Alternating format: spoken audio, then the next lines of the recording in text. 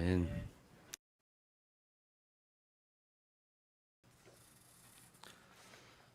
이제 21년도도 이번 주 다음 주면 마지막이 되네요.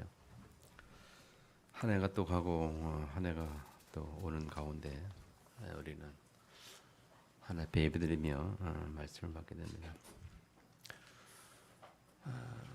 한 해가 가고 한 해 오지만은 이 시간은 영원 속에 있는 한 순간이고 우리 입장에서 한 해 가고 한 해가 오는 어떤 개념 그런 개념 우리가 이해합니다만은 한 해 앞에서 볼 때는 뭐 그냥 지나가는 시간이겠죠.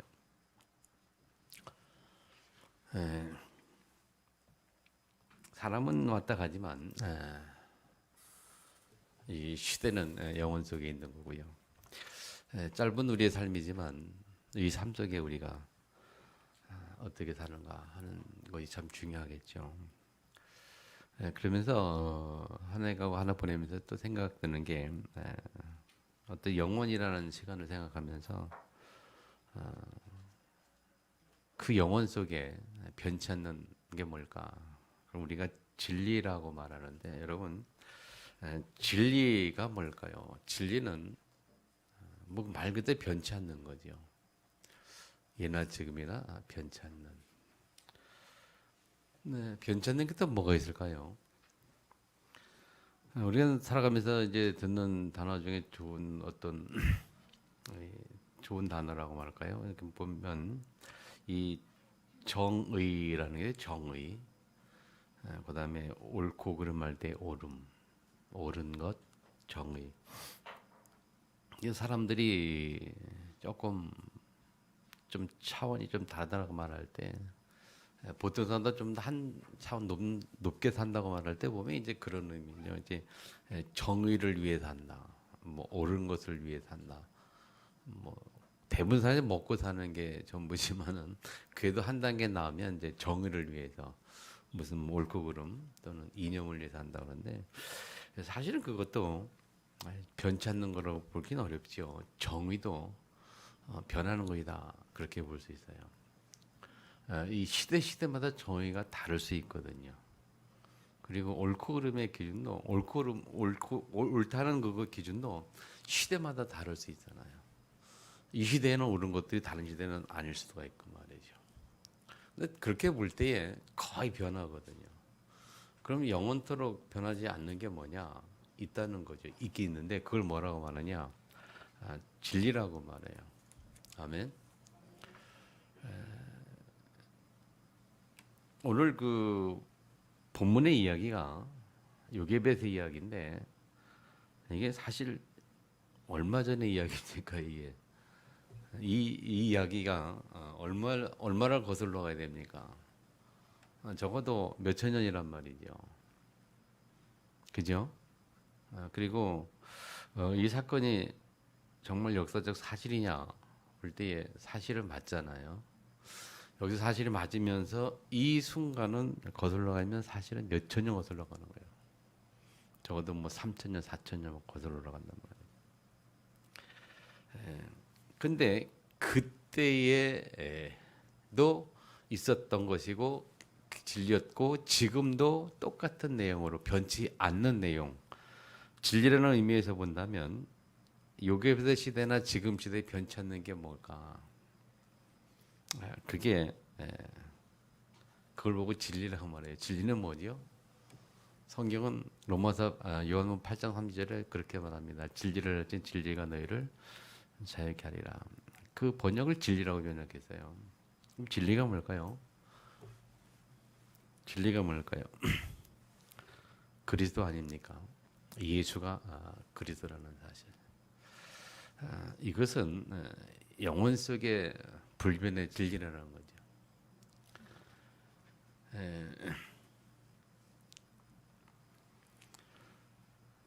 또 열마를 정리하면서 한 가지 생각이 드는 게 뭐 늘 생각했던 것도 있을 수 있나만 어쨌든 또 연말 연시를 맞아서 좀 더 깊게 생각하는 것은 좀 다시 생각하는 것은 우리가 삶의 이유를 어디서 찾아야 되겠느냐 하는 문제입니다. 삶의 이유를 어디서 찾았는가. 지나간 한 해를 살아오면서 여러분들이 저와 여러분이 한 해 동안 삶의 이유를 어디서 찾았는지, 그리고 무엇을 향해 달려왔는지, 또 내년에는 어떤 이유를 하나님 앞에 찾아야 되고 어떤 방향으로 달려가야 될지, 그런 것들을 좀 정리해보는 것도 좋지 않겠냐. 그런 가운데 우리가 오늘 이 본문의 말씀을 대하고 있습니다. 그래서 영혼 속에 있는 진리, 몇천 년 전에 있었던 그 내용이 지금도 우리에게 전달이 되고 알고 있는, 그래서 진리라고 볼 때에 예수가 그리스도라는 진리, 인생의 근본 문제가 어떻게 해결되어야 한다는 그 내용에는 몇천 년이나 지금이나 변하지 않는다는 사실, 우리가 그 사실을 붙들고 있고 그걸 가지고 있어요. 그렇다면 내가 가지고 있는 이 진리라는 것, 예수가 그리스도라는 이 복음이라는 것은 얼마나 귀한 것이냐 우리가 좀 생각해 볼 수 있겠죠. 그래서 오늘 요게벳 몇천 년, 적어도 4천, 5천 년 전에 요게벳이 받았던 응답, 그가 인생을 살았을 때에 살았던 삶의 이유, 그런 것들 우리가 보면서 그 삶 속에서 성취사를 보면서 오늘도 우리의 삶 속에 영원한 진리 속에서 붙들어야 할 하나님의 응답을 찾아내기를 축복합니다. 오늘 본문의 내용 보면 출애굽기 1장에 보면 8절에 그렇게 나와 있죠. 1장 8절에 요셉을 알지 못하는 새 왕이라나 애굽을 다스렸다. 시간은 흘러가고 시대는 가고 있고 사람들은 왔다 가고 있습니다. 그런 속에 요셉의 전성 시대가 있었고요, 애굽에서. 그래서 요셉이 사망하고 나니까 요셉을 알지 못하는 새 왕이 일어나서 애굽을 다스렸는데 어떤 상황이 되었느냐? 이스라엘 백성들을 보고 이들을 가만 놔두면 안 되겠다. 계속 자손들을 많이 낳고 계속 이렇게 강해지고 이렇게 하니까 위협을 느껴서 가면 안 되겠다. 그래서 자꾸 탄압을 하기 시작하잖아요. 자꾸 누르기 시작해요. 누름에도 불구하고 그럴수록 이 백성이 점점 더 백성들이 많아지고 그러는 상황이죠. 그런 상황에서 이제 국가적으로 그 이스라엘 백성들을 그 백성들을 수를 줄이려고 억제 정책을 주는 게 뭡니까? 아이를 낳으면 남자는 다 죽여라. 그런 명령이 떨어지잖아요. 그런 상황 속에 요게벳이 아이를 낳았단 말이죠. 그래서 이 숨겨 키웠단 말이에요. 그러나 언젠가 발견될 수밖에 없고 뭐 그런 상황이니까 어려운 상황이라면 그런 상황에 이제 일어난 이야기들이란 말이에요. 그 요게벳이 왜 그런 선택을 했고 왜 그렇게 아이를 키우려고 했고 왜 그 아이를 어떻게 하나님 앞에 응답 어떻게 키워갔는지 그 내용 보면서 우리가 꼭 생각하고 여러분이 찾아야 될 언약이 있습니다. 그 많은 그 어려움 속에 요게벳이 하는 결단이었어요. 이 결단된 요셉은 무엇을 가지고 있었을까? 쉽게 말하면 다른 말로 어떤 응답을 하나님 앞에 받고 있었을까? 그 응답을 가지고 요셉이 가진 그 신앙은 무엇이고 그 신앙을 가지고 어떻게 결단했고 어떤 내용으로 그가 하나님 앞에 섰을까? 그래서 요셉이라는 아들을 시대의 사람으로 나중에 요셉이 자라서 이스라엘 백성을 애굽에서 가나안으로 인도하는 그런 하나님의 역사에 쓰임 받으셨을까? 그 요셉의 인물, 쉽게 말하면 요셉의 인물을 만들었던 사람이 결국 요게벳이라는 얘기죠. 맞죠? 요셉이 80세가 되어서 이스라엘 백성을 애굽에서 이끌어내어서 가나안에 있던 이스라엘 지도자로 세워졌다고 봤을 때에 하나님이 하셨습니다마는 그 하나님의 역사에 쓰임 받았던 인물이 요게벳이었고, 요게벳은 어떤 믿음을 어떤 걸 가지고 있었기에 그렇게 쓰임 받았을까 하는 부분을 우리가 좀 깊이 생각해 봐야 됩니다. 그래서 한 해를 마감하면서 여러분들이 하나님 앞에 귀한 언약 회복되기를 주변을 축원합니다. 요게벳은 첫 번째 절대 언약을 찾아내었다. 절대 언약. 결론부터 말씀드리면 절대 언약은 뭡니까? 절대 언약은 예수가 그리스도라는 거예요. 그리스도 언약을 제대로 알았고 확신했고 그것을 가슴에 새겼고 뭐 각인 뿌리 체질했다라고 말할 수도 있겠죠. 절대 언약을 찾아냈어요. 오늘 본문에 보면 2장 1절에 보면요. 레이 가족 중 한 사람이 가서 레이 여자에게 장가들었다.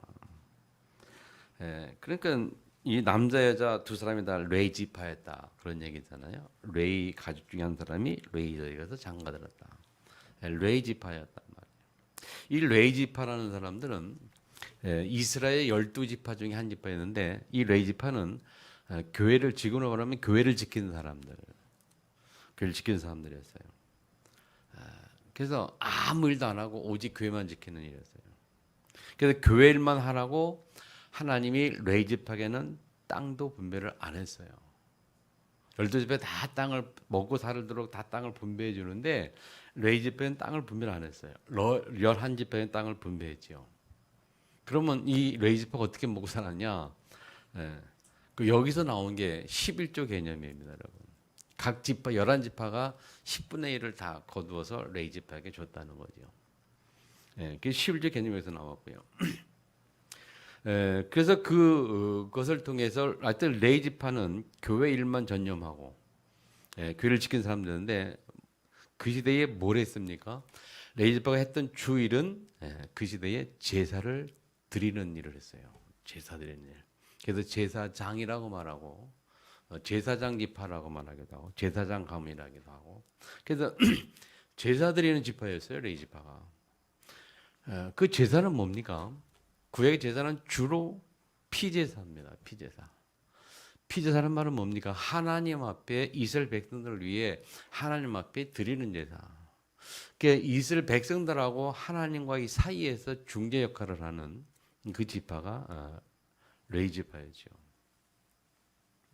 굉장히 주인을 했던 겁니다. 레위 지파가. 그래서 먹고 살 걱정 안 하도록 다 하나님이 땅도 안 주면서 11지파가 먹여 살리도록 그렇게 한 거예요. 그런 지파였는데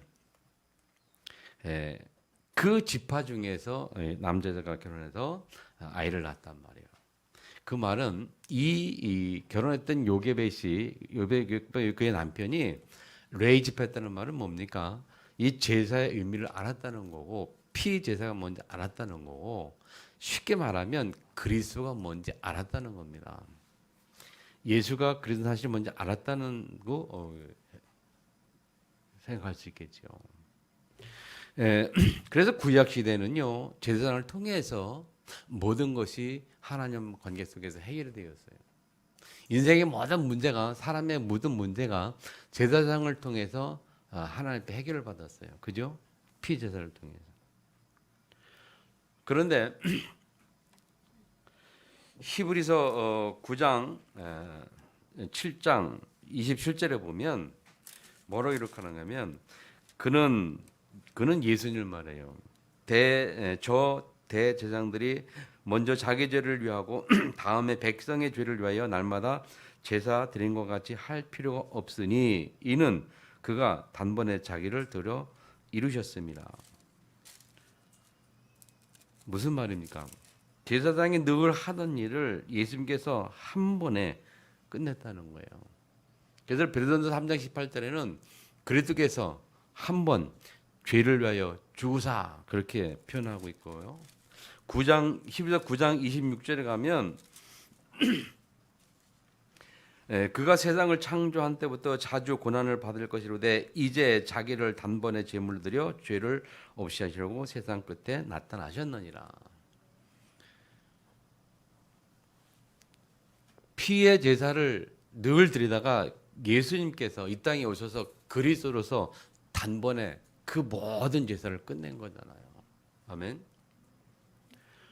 단번에 예수님이 제물로 드려져서 모든 죄를 없이 하시고, 아멘. 그리스도가 되셔서 이 문제 해결하시고 그 말이잖아요.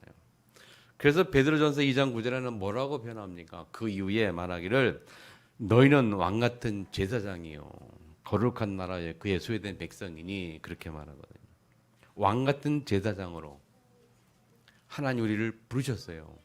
아멘. 이미 그래서 다 끝내시는 말미암아 그 은혜를 인하여 우리가 하나님 앞에 직접 나아갈 수 있는 축복을 받았다는 거죠. 그래서 히브리서 4장 6절에 보면 이렇게 기록합니다. 우리를 보고 말하기를 너희가 보좌 앞에 담대히 날마다 나아간다 그랬어요. 우리가 날마다 보좌 앞에 담대히 나아갈 수 있는 그 은혜가 예수님의 십자가상을 통해서 단번에 속죄함으로 끝내심으로 말미암아 그 누구도 하나님 앞에 나아갈 수 있는 은혜를 우리가 입었단 말이죠. 아멘. 물론 가톨릭이 좀 문제가 있긴 있잖아요. 가톨릭이 이것을 정확히 이해 못해서 아직도 신부를 통해서 뭔가 해결된 그런 의식이 남아 있습니다만은 그 사실을 루터가 깨닫고 아니다. 오직 의인은 믿음만 살리라. 로마서 10절 그 말씀 붙들고 루터가 종교 개혁을 한 거예요. 그래서 지금 복음이 제대로 이 땅에 무슨 말입니까, 여러분? 요게벳이 어떻게 절단을 찾아냈다라고 우리가 확신할 수 있냐면요. 이 레위 지파에서 그렇게 살면서 이 피제사의 비밀, 그 하나님 앞에 나가는 그 내용, 그 내용이 피제인데 그 피제의 비밀을 알았고 그 속에서 그 비밀을 찾아고 알았다는 거예요. 그래서 그것을 두 번째 연결됩니다만은 언약 후대 전달했지요. 이 사실을 모세에게 가르쳤다는 겁니다. 이 사실을. 자, 그 이전에 같이 좀 먼저 요게벳이 오늘 본문을 통해서 우리 기억하거든요.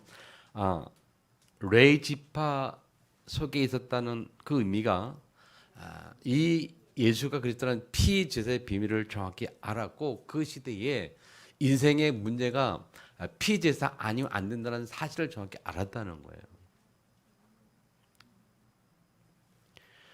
그래서 그 언약을 찾아냈고 그것이 자기 인생의 가장 중심 자리에 그리고 그것이 자기 인생의 가장 최고의 가치로 그렇게 받았다. 그 이유는 그 근거가 뭐냐면 여러분 요셉 알점부터 세워나가서 핍박 시대인데 그 아이를 숨기면 죽는단 말이죠.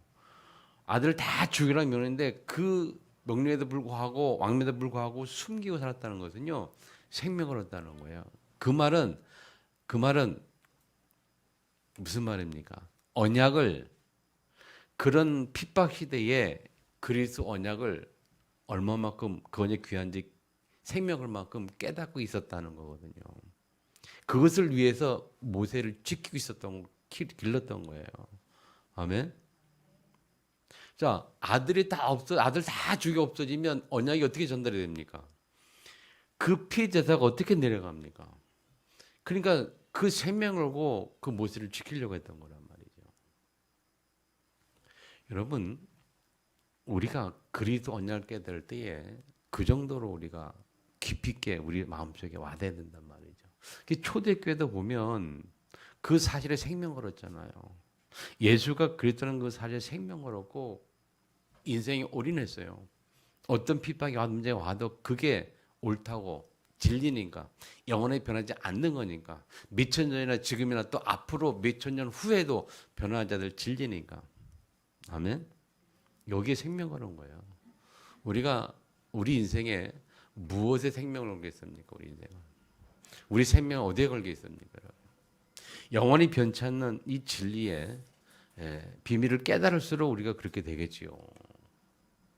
아멘. 어차피 사람은 살아가면서 말이죠. 나름대로 다 자기들 인생 속에 목숨 걸 만한 한 가지 딱 갖고 있어요. 난 이게 목숨 걸겠다. 막 그런 게 있잖아요. 물론 아무 생각 없이 살면 모릅니다만은 그래도 열심히 돈 벌고 애쓰는 이유가 뭡니까? 돈의 생명인 거니까. 돈 벌다 죽는 사람 많잖아요. 그 돈 벌다 왜 죽습니까? 돈이 생명이니까. 그게 중요하니까. 생명만큼 중요하니까 그렇게 애쓰다가 죽어가잖아요. 어떤 사람은 뭐 명예 가지고, 어떤 사람은 권력 가지고, 세상에 다 잡고 있어요. 뭐든 나름대로 생명을 만한. 우리는 어디에다 생명을 걸겠습니까, 여러분? 우리가 무엇을 놓고 하나님 앞에 생명을 걸고 헌신할 수 있겠습니까? 이 절대 언약, 예수가 그리스도는 사실은 절대 언약입니다. 아멘. 이 복음이라는 것은 예수 그리스도는 이 복음은요 수천 년을 지나다 변치 않는 절대 진리이고 절대 언약이란 말이에요. 왜 그런가 하면 인생의 모든 문제, 근본 문제, 어떤 인생도 이 땅에 태어난 인생은 그리스도 아니면 안 되기 때문에 인생의 모든 문제가 그리스도를 통해서 해결되기 때문에 절대 언약이란 말이에요. 그러니까 우리가 이걸 붙들어야죠. 얼마만큼 붙들어야 되겠습니까? 생명을 만큼 붙들어야 되죠. 그렇다면 우리가 이것을 우리가 후대에게 전달할 때 어떻게 되겠습니까? 내가 생명걸만큼 붙들어야 이 마인드 그것들이 후대에게 전달이 되지 않겠어요? 우리 랩넌트 운동하고 있거든요. 후대 운동했거든요. 언약 전달 얘기한단 말이죠. RTC 운동한단 말이죠. 무슨 말입니까? 중요하니까 그렇게 하는 거예요. 그러면 그 랩넌트에게 우리가 뭔가 전달해야 되는데 전달할 때에 전달하는 사람의 마인드가 중요해요. 그 사람이 가지고 있는 만큼 느끼는 만큼 전달이 되거든요. 무슨 말인지 알겠죠? 내가 느끼는 만큼 내가 가지고 있는 만큼 그게 전달이 돼요. 내가 그리스도에 대해서 절대 언약으로 깨닫는 만큼 절대적으로 내가 느껴지는 만큼 전달이 되는 거예요. 내가 그래서 맞아 진짜 중요하고 맞는 말인데 근데 내가 아직 생명 걸 정도는 아니라고 내게 느껴진다. 그럼 그만큼 전달이 돼요. 절대로 맞는 진리인데 내가 그 그리스도를 내가 받아들이는 어떤 그 감성 뭐라 그럴까요? 받아들이는 퍼센트랄까요? 그게 내가 받아들이는 만큼 전달이 된다니까.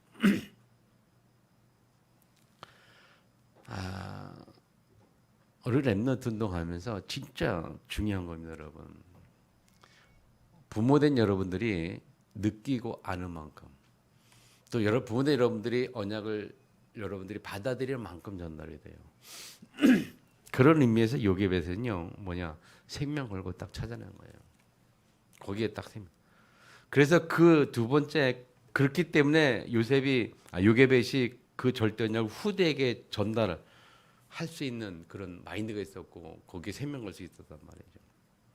그래서 2장 7절로 3절로 구절을 보세요. 3절부터 보면 쭉 알고 있잖아요.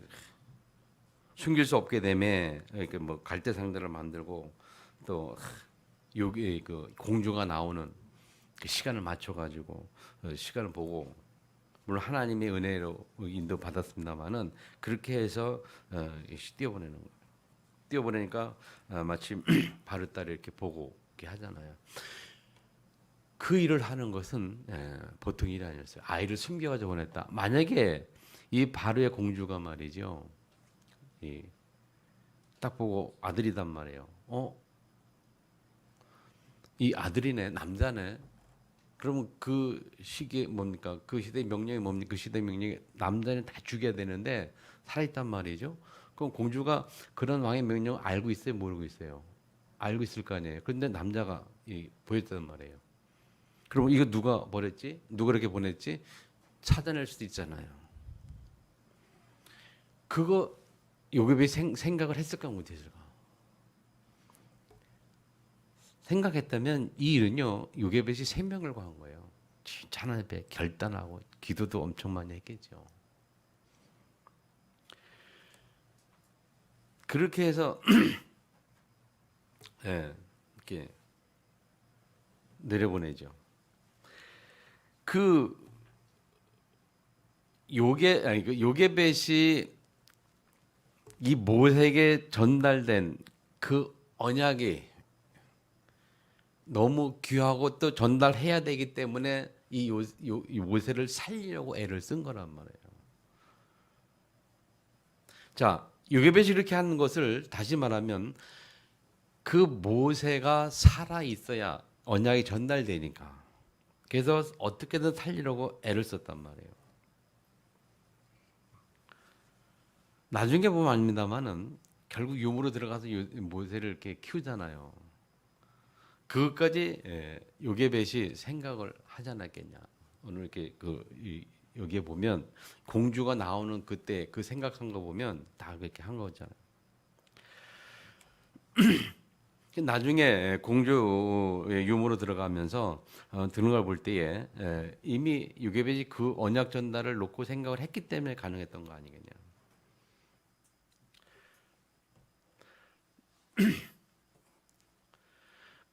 그 언약이 전달했던 그 증거가 뭐냐? 전달된 증거가 출애굽기 2장 15절에 보면 15절에 바로가 이를 듣고 모세를 죽이고자 찾는지라 모세가 바르낫을 피하여 미디안 땅에 간다. 그 전에 13절에 보면 그 언약이 있기 때문에 13절에 자기 동포를 보고 그럼 일을 벌이잖아요. 너 왜 우리 동포, 우리 민족인데 자기가 히브리인 것을 알면서 히브리인 줄 건드린 것에 대해서 얘기하면서 문제가 된 거예요. 그러면서 미디안에 쫓겨나거든요. 그 말은 뭐냐면 모세 속에 언약이 이미 들어가 있었다는 거예요. 히브리라는 걸 기억했다는 것은 애굽의 왕궁에서 오랫동안 자랐음에도 불구하고 자기 자신이 히브리인 것을 늘 기억하고 있다는 것은 언약이 전달되었다. 결국 그것이 그 언약이 전달된 증거가 또 뭐냐면 출애굽기 2장 21절 21절 보세요. 아들을 낳은 모세가 이름을 기르시나 내가 타국에서 나그네가 되었습니다. 미디안에 쫓겨나서 나그네 40년 살면서 이 모세가 무엇을 했느냐? 용사님이 그런 얘기를 해요. 40년 동안 모세가 창세기를 기록하지 않았겠냐. 그런 얘기예요. 저는 그 말에 동의가 되고 인정이 돼요. 그래서 말씀드려요. 여러분. 40년 동안 이 광야에서 모세가 창세기를 기록했다는 것은 그 머릿속에 창세기를 기록했던 그 내용이 요 모세 머릿속에 어떻게 들어갔고 어떻게 정리되었고 어떻게 그걸 기억하게 됐겠느냐. 누굴 통해서 가능했어요?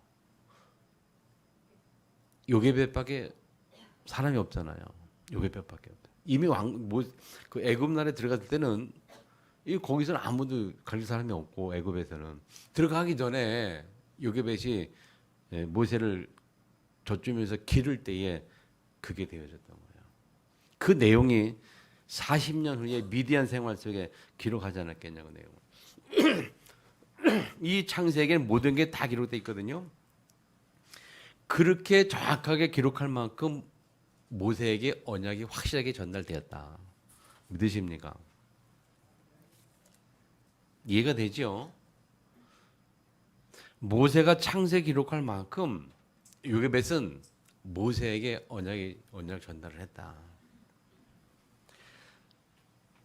그 언약 전달을 위해서 요게벳은 생명 걸은 거예요.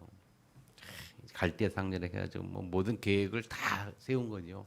공주의 목하는 시간책 이런 데가 다 계획해가지고 일을 벌인 거죠. 거기에 요게벳의 인생을 올인한 거란 말이에요. 아멘.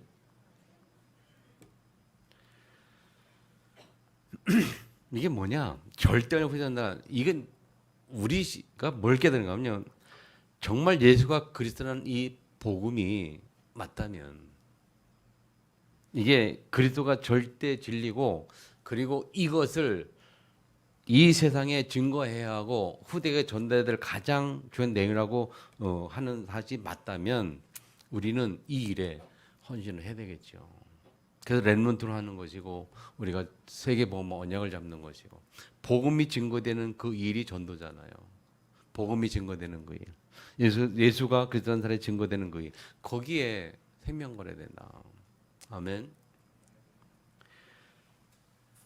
자, 그러면서 세 번째, 그 전달해서 후대를 절대 언약을 전달했을 뿐만 아니라 세 번째, 요셉에서는 반드시 이루어질 언약을 딱 붙잡았다. 우리가 삶의 현장에서 잡아야 될 가장 중요한 게 언약 말씀이잖아요. 어떤 말씀을 잡아야 되는 현장에서 성취될 말씀을 잡는 거예요. 현장에서 중요한 가장 중요한 것은 하나님 내게 성취될 말씀을 내가 잡고 나를 통해서 그 말씀이 성취되는 현장이 우리에게 최고의 현장이거든요. 그래서 현장 서밋이라고 말할 때는요, 성취된 언약 잡는 것이 가장 중요한 부분이에요. 자, 이 요게벳이 반드시 이루어질 언약을 붙잡았다. 자, 출애굽기 2장 10절에 보세요. 10절에 보면 그 아기가 자라매 바로의 딸에게로 데려가니 그가 그의 아들이 되니라. 자, 이 요게벳이 이제 키워가지고 바로의 딸에게 데려갔다는 말이에요. 그 말은 공주에 보냈다는 말은 모세가 왕궁에 왕족으로 들어갔다는 이야기거든요. 그 말은 뭐냐면 요게벳이 모세를 왕족으로 왕궁에 들여보냈다는 말은 모세가 그 왕족의 현장을 보고 생각을 하고 계획을 세운 거란 말이에요. 다시 말하면 요게벳은 진짜 어마어마한 현장을 본 거예요. 어마어마한 현장. 이 애굽의 왕족의 현장을 본 거예요. 그러면서 거기에 무엇을 그 현장을 보면서 그 현장에 반드시 모세가 들어가야 된다. 그래야 세계복음화 된다. 그 하늘 뜻이 이루어진다. 그 사실을 알았다. 그 말은 뭐냐면 반드시 성취될 이루어질 언약을 잡았다는 거예요. 요게벳이. 이해합니까? 모세를 왜 거기 데려보내냐? 하나님이 저 애굽을 통해서 역사하실 거라는, 지금으로 말하면 세계복음의 언약을 알았고 그 세계복음의 현장이 요게벳에서는 세계복음의 현장이 애굽이었다는 걸 알았고 받고, 그렇기 때문에 그 현장에 요셉을 들여보낸 거예요. 그러니까 하나님이 무슨 말입니까? 하나님 원하시는 언약을 잡았기 때문에, 요게벳이 성취한 언약을 잡았기 때문에 하나님 요셉을 통해서 어떤 상황이라도 현장이라도 결국은 애굽에 들여보내는 역사가 이루어지는 거라거든요.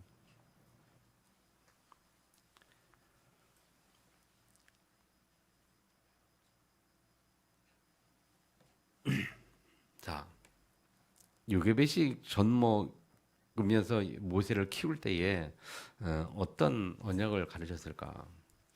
자기가 알고 있는 것 다 가르쳤겠죠. 그럼 요게벳이 무엇을 알고 있습니까? 오늘 2장 1장에 보면 요셉을 알지 못한 새 왕이란다고 하는데, 이 요게벳은 그 이전부터 살았어요. 애굽에. 그럼 요셉의 역사와 요셉의 내용들을, 이스라엘 백성들의 역사를 알고 있었죠. 그 사실을 알았고 그 사실을 모세에게 전달했을 겁니다. 그래서 요셉이 어떻게 역사에 이뤘는지, 그리고 지금 요셉이 죽은 이후에 이스라엘이 어떤 고통을 당하고 있는지, 그리고 이 상황 속에서 하나님 어떻게 이스라엘 백성을 통해서 하나님의 언약을 이루실지를 알았고 그 현장을 봤기 때문에 모세를 보낸 거고, 보내기 전에 모세에게 요게벳이 그 사실을 가르쳤겠죠. 그래서 다시 말하면 이스라엘 역사, 요셉의 언약을, 요셉의 역사를, 요셉을 통한 하나님의 역사를 모세가 알았던 거예요. 기억했던 거예요. 가르쳤다는 거예요.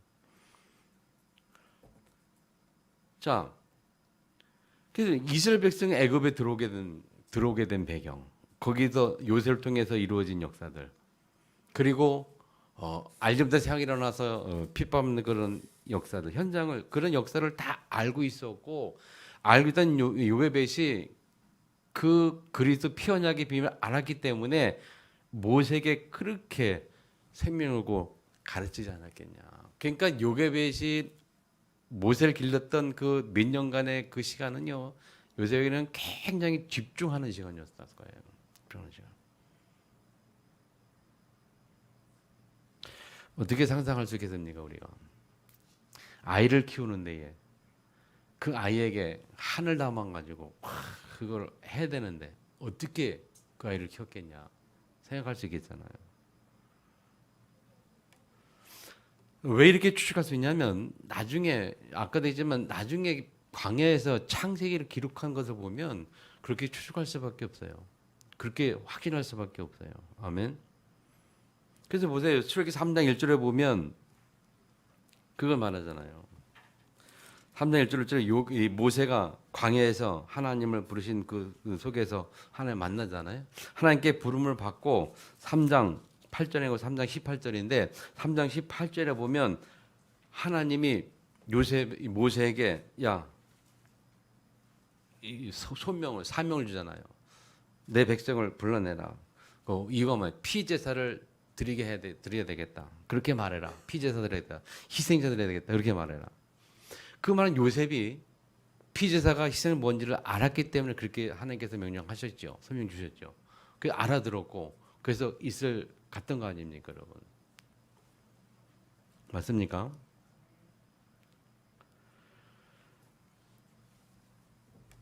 자, 무슨 말인가 하면 요게벳이 이루어질 언제가 붙잡았다는 말은 요게벳이 모세를 그 공주의 왕족에 보냈던 것은 그 미래를 보고 준비하고 보내는 거예요. 성취다 언약이 있었기 때문에 하나님의 언약 반성취되기 때문에 집어넣을 수 있었고 보낼 수 있었고 그 일에 생명 걸 수 있었고 역사가 흘러서 그 사일들이 이루어졌고 모세를 통해서 나중에 80세부터 이 100세까지 살면서 하나님은 모세를 통해서 이스라엘 백성을 이끌어냈고, 그죠?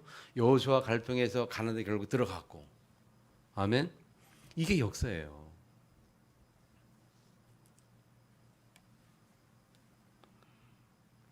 아까 얘기했죠.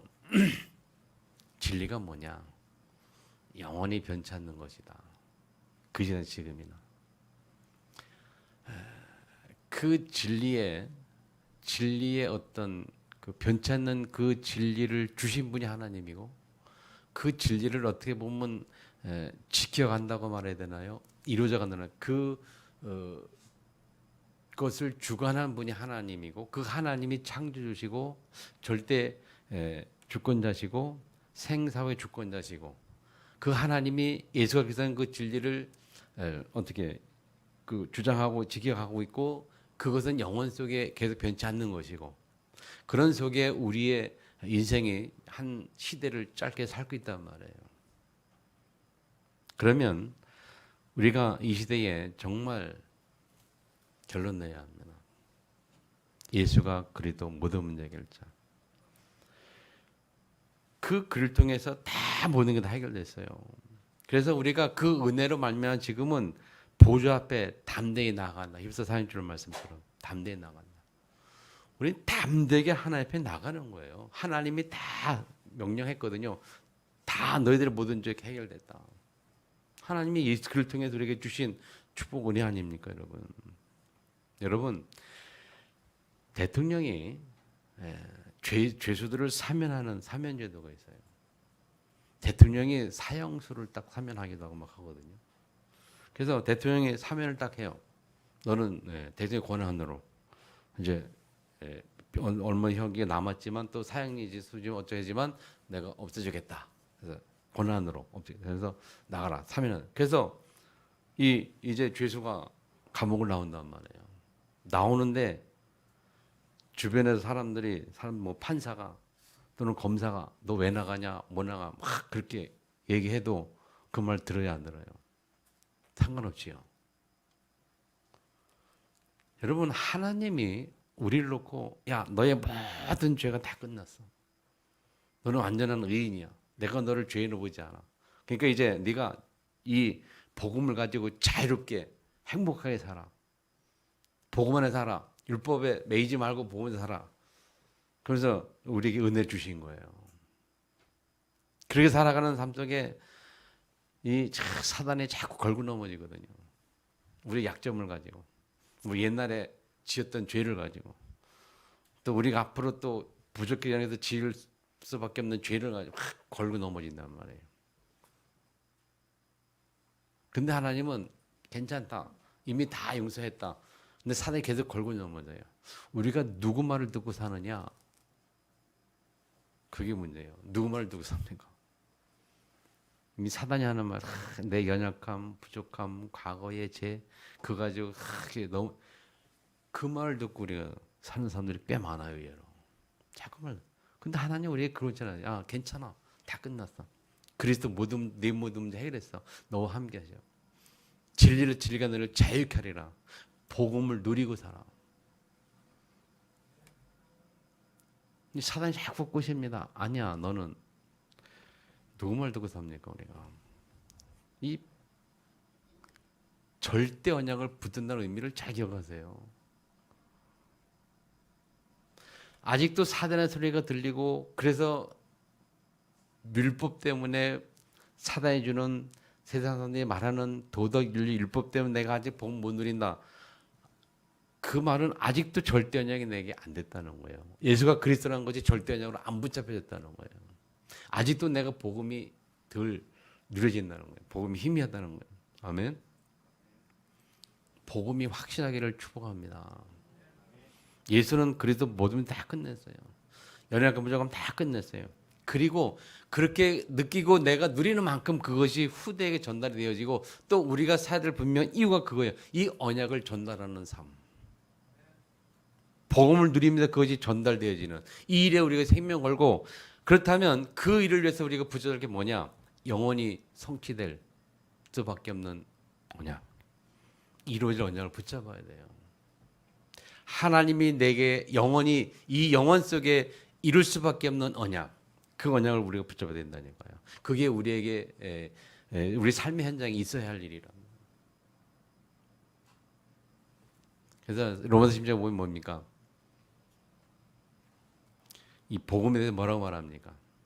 영원전부터 지금에 나타났다가 앞으로 영원할 그 복음, 그 언약에 전달하는 그 세계복음화, 전달하는 선결하는 그 영원한 언약. 그것이 우리 삶의 현장에 딱 붙잡혀질 때에 하나님은 그 언약이 이루어지도록 우리 삶의 현장에 계속 역사하는 줄 믿으시기 바랍니다.